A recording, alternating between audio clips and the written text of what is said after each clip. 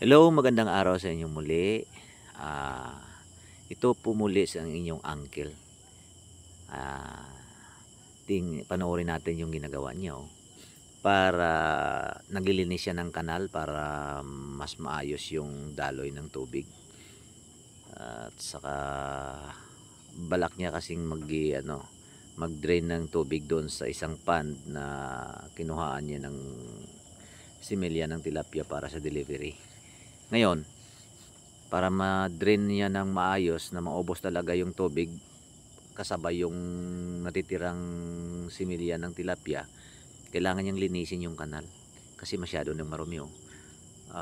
Regular na nililinis yan buwan-buwan para ayan, kinukuha yun muna yung mga magagandang damo, tapos maya-maya hugasan niya yan para ibigay sa baka kasi may tama ng spray yan ng panglason sa mga insekto. So kailangan hugasan yan para hindi hindi magka-diarrhea yung alagang baka. Sa baka lang ibibigay kasi malakas yung immune system ng baka, may laban sa mga lason. Yung kambing kasi medyo mahina yung resistensya nila doon. Ayan, linis lang uncle, walang problema yan. Walang sahod yan. Sikap lang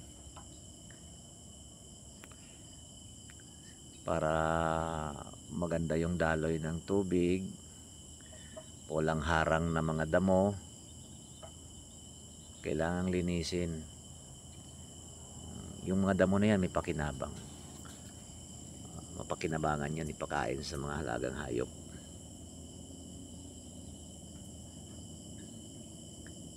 Sige, sikap lang uncle.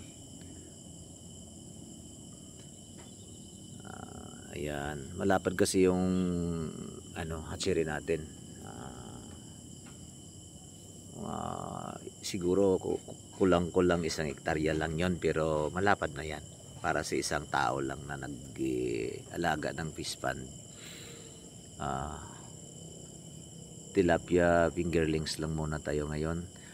Marunong din tayo anong tawag nila doon, yung mag 6 reverse, pero hindi natin ginagawa kasi masyado ng trabahoso. At saka malaki din naman yung demand ng 6 reverse, at saka yung African catfish na fingerling. Maganda yan, marunong tayo niyan, kaso lang masyado ng trabahoso, wala tayong alalay. So dito lang muna tayo focus. Kakabalik lang natin sa ganitong business. Matagal din tayong nawala, siguro mga almost 4 years din tayong namamahinga. Ngayon namimiss talaga ni uncle. Sige, yakap lang uncle, walang problema yan, tuloy mo lang yan. Okay.